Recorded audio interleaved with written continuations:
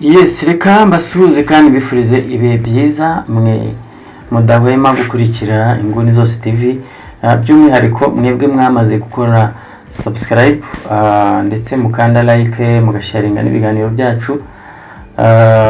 Reka tuganire nanone, sinzi niba mujya mureba cyangwa se mwibaza ibintu birimo biragenda biba muri iyi minsi.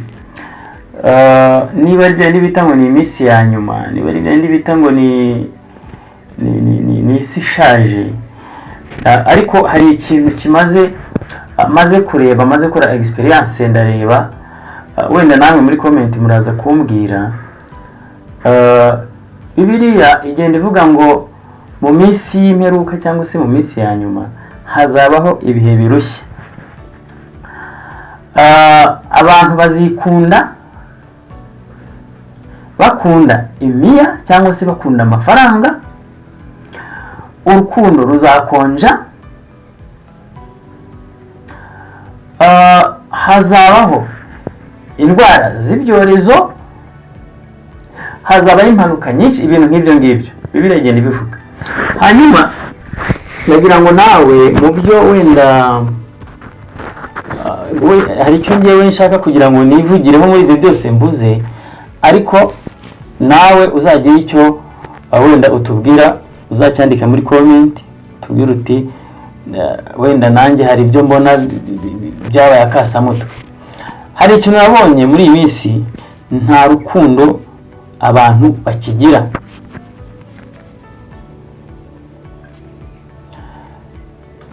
Ku rwego umuvandimwe wawe, ku rwego mama wawe cyangwa so bakwanga nkaho batigeze bakubyara. Ugasanga ahubwo uri kukwereka urukundo cyangwa se uri kukwereka ububyeyi cyangwa se ubuvandimwe ni ya nshuti yawe cyangwa se wa muturanyi wawe cyangwa iki, ariko hari abitwa ko ari umuryango wawe, hari abitwa ko ari bene wanyu, badashobora no kumenya cyangwa se badashobora kwita kuri wowe cyangwa se ku bibazo byawe.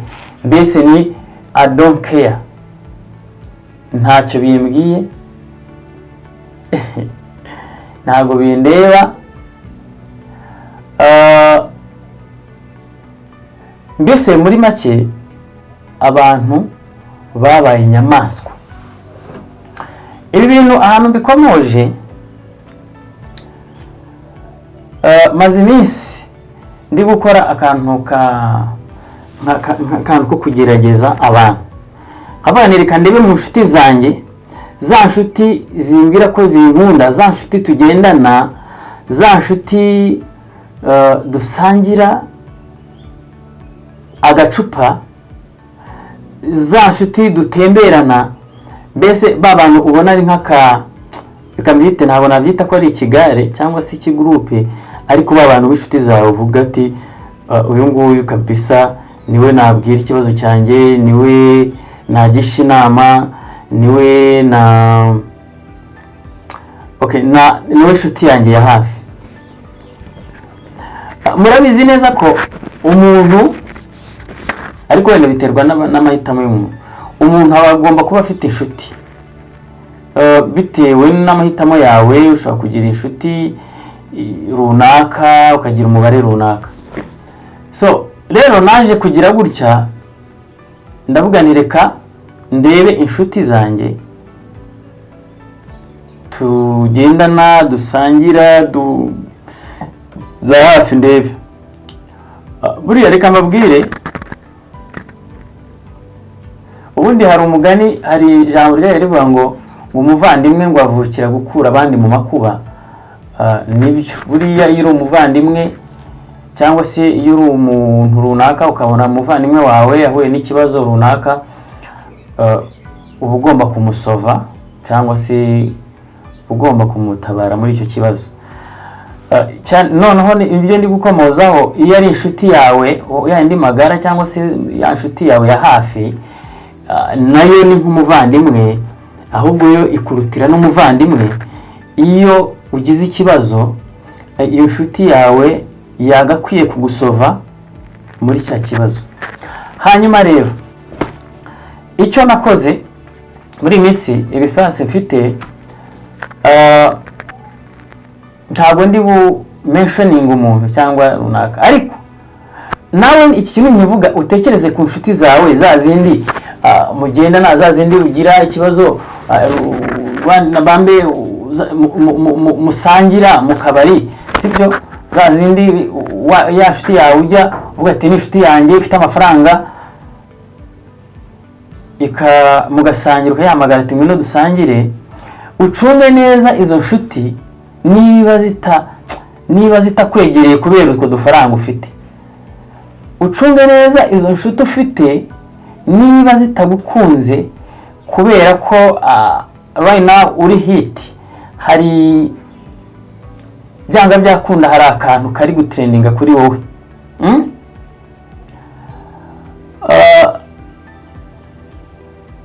Ariko nari mfite inshuti, izo nshuti tukajya tubonana tugatemberana nafite amafaranga azigurira, ariko rimwe nza kwifata ndavuga ntereka ndebe zino nshuti zanjye, nigira umukene nigira umutindi, ndavuga nti mwana narwaye kandi urabona nta n'ikintu mfite, yewana nta n'igihumbi mfite, nta n'icyo kurya mfite, ibintu byanshizeho, yewana shaka ukuntu nguriza nk'ibihumbi 5. Amafaranga 5,000 ntabwo ari amafaranga menshi. Wenda kuri bamwe amafaranga 5,000 ni menshi, ariko buriya nta mafaranga menshi abaho, nta na make yabaho, ahubwo wenda biterwa n'ukuntu ushobora kuyamanaginga cyangwa se bitewe n'uko wenda nayo ukorera simbizi. Ariko mera ko wa mbere nahuye n'ikibazo gikomeye rwose nguriza amafaranga, nahuye n'ikibazo gikomeye nguriza 5. Murakahita ambwira ati shati hangane, ati kandi shati maze kuyaguriza umuntu, ati uza kuwambye mu gitondo rwose nari nyafite, urumva uwo wa mbere wa kabiri wangurije 5. Ati wana shati wana tuvugana rwose nta kintu mfite habe n'ikibugane nsigaranye. Uwa gatatu ati wangurije 5 mwana cyangwa ko mfite mpuye n'akabazo gakomeye. Ati wana ati shati byihorere shati, nanjye yabaruzi ko nanjye ubu mfite ibibazo, nanjye ibibazo mfite kereka nanjye ahubwo nanjye uyangurije. Uwa 4 mwana nahuye n'ikibazo gikomeye, mfite umurwayi kwa muganga kandi nibi fasha mumpaye 5 aho ngaho nzayaguhe. Arabizi neza ko wenda ufite akazi cyangwa se ufite aho ugomba kuyakura kandi muri inshuti nta nubwo yamwambura, ariko akayakwima. Sometime waza guperereza ugasanga uwo muntu ntabwo ari uko atabuza amafaranga, ntabwo ari uko ayo mafaranga yabuze, ahubwo ugasanga rimwe nuko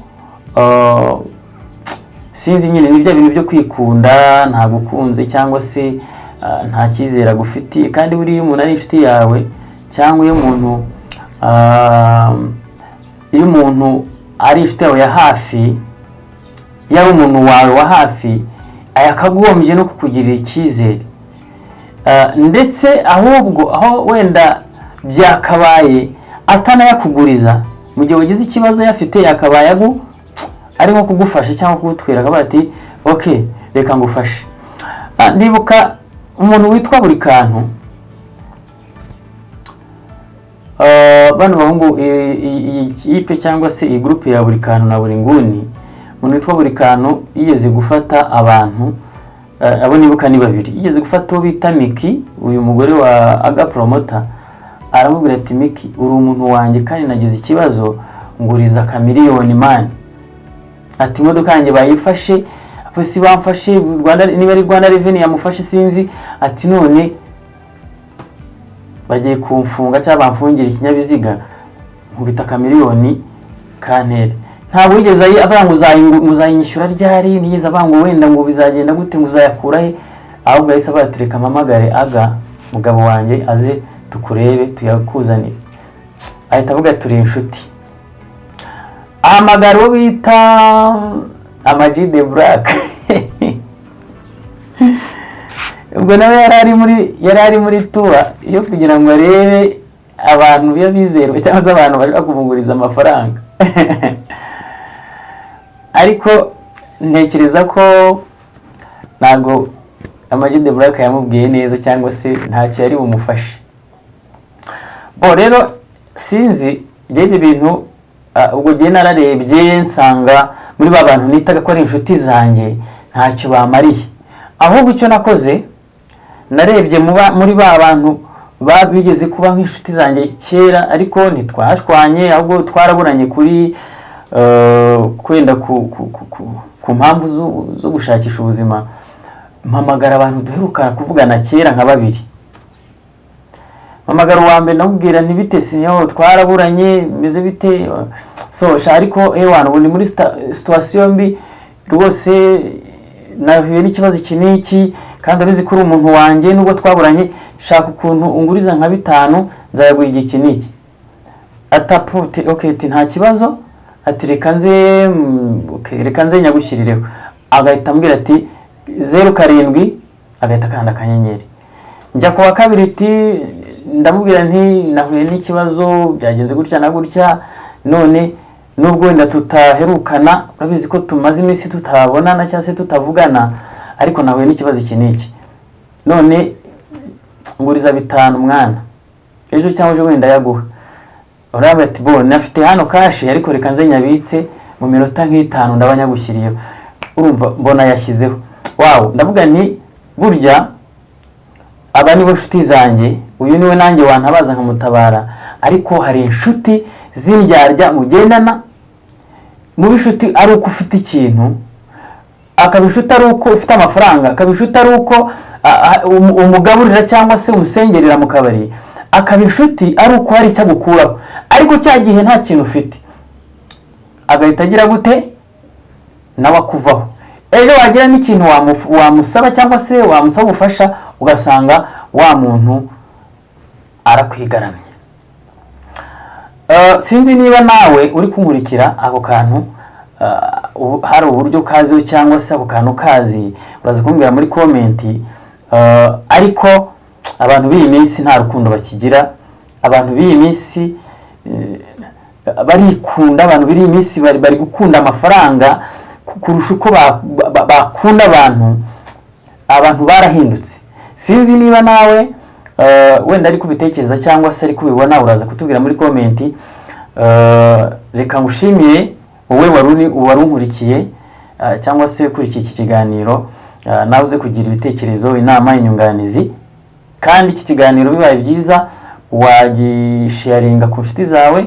Niba utarakora subscribe wareba munsi munsi icyo kiganiro hari akajambo kanditseho subscribe, ugakandeho urabuduteye inkunga. Ibyacu nakagaruka. Ciao ciao.